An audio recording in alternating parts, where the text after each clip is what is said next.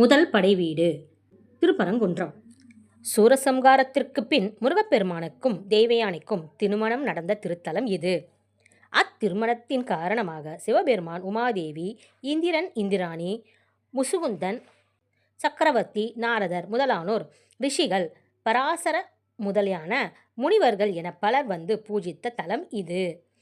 பராசர முனிவருக்கு 6 பிள்ளைகள்.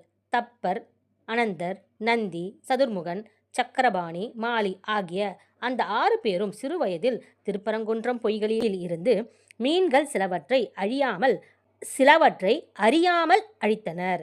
அதை கண்ட பராசர முனிவர், நீங்கள் 6 பேர்களும் மீன்களாக பிறப்பீர்கள் என்று சாபம் கொடுத்தார்.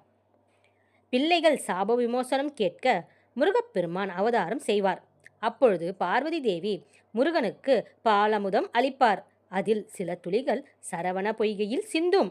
நீங்கள் அங்கே மீன்களாக இருந்து அந்த பால் துளிகளை அருந்தும் பொழுது உங்கள் சாபம் நீங்கும் என்றார். தவறு செய்தவர்கள் யாராக இருந்தாலும் தண்டனை உண்டு. தெய்வ அருளை அத்தண்டனையில் இருந்து விடுவிக்கும் என்றும் பாடம் நடத்தும் ஞானபூமி திருப்பரங்குன்றம். மதுரை அருகில் அமைந்துள்ளது. இத்தலத்தில் முருகப்பெருமான் தேவயானியுடன் மணக்கோலத்தில் காட்சியளிக்கிறார். இங்கு சிவபெருமான் தனது சக்தியை முருகனுக்கு அளித்ததாகவும், நாரதரின் ஆலோசனைப்படி சூரன் தோற்கடிக்கப்படும் முன் தரகாசுரனை அழித்ததாகவும் கூறப்படுகிறது. 2ஆம் படை வீடு என்பது முருகனின் அறுபடை வீடுகளில் 2ஆம் படை வீடான திருச்செந்தூர் சுவாமி மலை. திருச்செந்தூர் சுப்பிரமணிய சுவாமி கோவில். இது தூத்துக்குடி மாவட்டத்தில் கடலோரத்தில் அமைந்துள்ளது.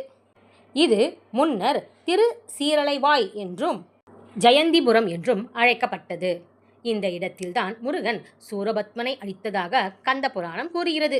பொதுவாக கோயில்களில் ஒரு மூலவர் மட்டுமே இருப்பார். ஆனால் இங்கு பாலசுப்பிரமணிய சுவாமி மற்றும் சண்முகர் என 2 மூலவர்கள் அருள்பாலிக்கின்றனர்.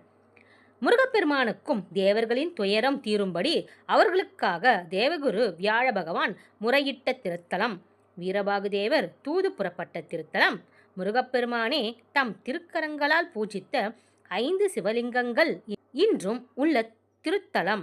ஆதிசங்கரனின் நோயை தீர்த்து சுப்பிரமணியம் பூஜ்யம் எனும் அரிய துதி நூலை பெற்ற திருத்தலம் இது. அருணகிரிநாதரின் திருப்புகழ் பாடல்கள் பெற்ற திருத்தலம்.